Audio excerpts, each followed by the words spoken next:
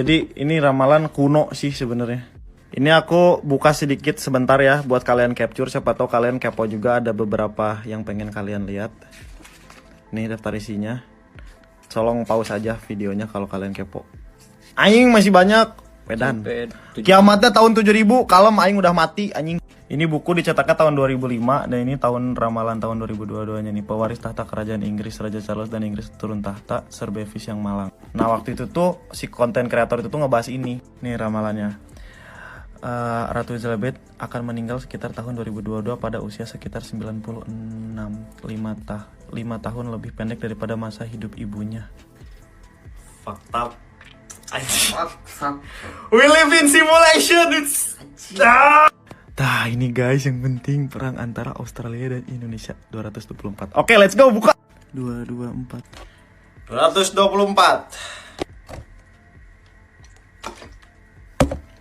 Australia bakal menyerang negara yang ada pelabuhan, Jembatan dan tugu peringatan. Kita menyadari bahwa kita jelas-jelas di bawah menuju Surabaya, kota dan pelabuhan terbesar kedua di Indonesia setelah Tanjung Priok di Jakarta, dan rumah bagi lebih dari 1 juta orang. Monumen terbesar di Surabaya, Tugu Pahlawan, adalah tugu peringatan. Indonesia dan Australia berebut supremasi di Laut Hindia. Perselisihan semakin membesar hingga menjadi konflik bersenjata yang diikuti oleh perang besar. Shit. 15 tahun lagi bang. Masih kena sih 15 tahun, kayaknya kita masih hidup dah. masih hidup sih, tapi kayaknya kita mungkin di luar negeri kali ya. Gak tahu lagi. Pindah anjing. Pindah lama sebelum terjadinya gerhana matahari, sebuah perang dipicu oleh satu bangsa kafir besar dengan sia-sia, pelabuhan tidak melawan balik, jembatan dan tugu peringatan dipisahkan. Berarti eleh juga na Indonesia. Ah, Indonesia nih mah. Aduh. Ya, kira-kira itulah bukunya ya guys. Ini sih ramalannya. Kalian bisa pause aja videonya. Indonesia dan Australia berebut supremasi di Laut Hindia. Perselisihan semakin membesar hingga menjadi konflik bersenjata yang diikuti oleh perang besar. Tapi bang, lihat bang nih. Ini tahun 2037, lihat ya. Ini tahun yang sama nih, ada pembalikan proses penuaan. Manusia bisa awet muda, cok. Ini kalau mau di-review part selanjutnya kali ya. Boleh. Gak apa-apa, perang penting awet muda.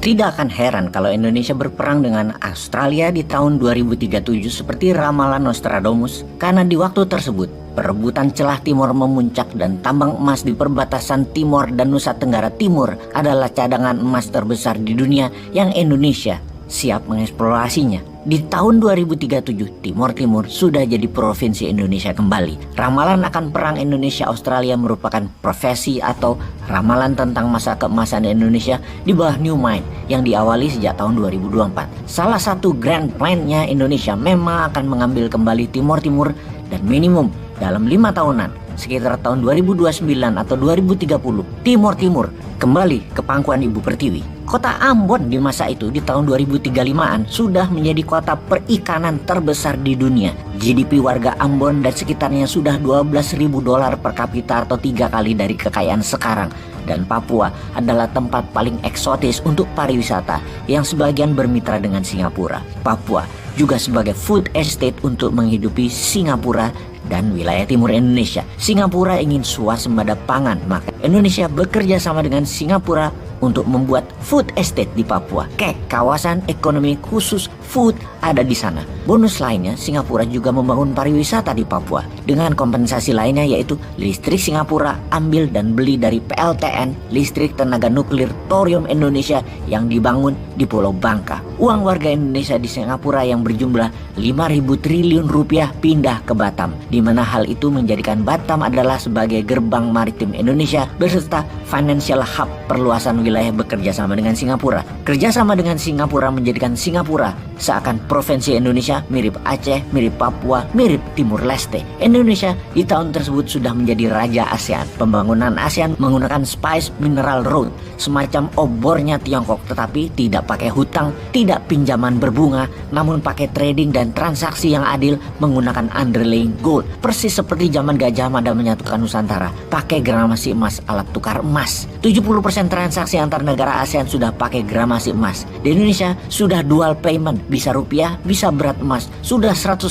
transaksinya di tahun 2035 sudah menggunakan sistem itu. Emas adalah dolarnya ASEAN di tahun 2035. Ini yang mengkhawatirkan Australia dan Amerika tentunya. Kuat fakta pertahanan 4 negara, Australia, Inggris, Jepang, dan Amerika lah yang di belakang Australia untuk berperang merebut Timur Timur di tahun 2037 tersebut. Untuk itu, sejak tahun 2024 Indonesia membangun pangkalan militer terkuat Indonesia di selatan adalah di Merauke. Di tahun 2035, kekuatannya adalah 100 kapal perang laut dan 100 jet fighter dan bomber serta 10.000 drone berjarak terbang 5.000 km bisa sampai Sydney dan Melbourne. Pangkalan militer di Merauke wilayahnya sampai Ambon dan Bali selain seluruh Australia. Pangkalan militer terbesar di utara Indonesia ada di Sulawesi Utara, mengcover sisi utara Indonesia sampai Biak dan Kalimantan Utara. Kemudian pangkalan militer terbesar berikutnya adalah di Pontianak dan Natuna. Berikutnya lagi pangkalan militernya ada di Laut Andaman Aceh. Pusat ekonomi maritimnya di Batam. Semua adalah membuktikan bahwa di tahun 2035 Indonesia adalah the strongest country di Southern Hemisphere, negara terkuat di selatan Khatulistiwa. Tidak ada kapal asing niaga maupun militer yang lewat gratis di selat dan laut Indonesia, juga di alki udara Indonesia. Mutlak kendali Indonesia sampai wilayah stratosfer untuk satelit. Indonesia berdaulat sejak tahun 2024.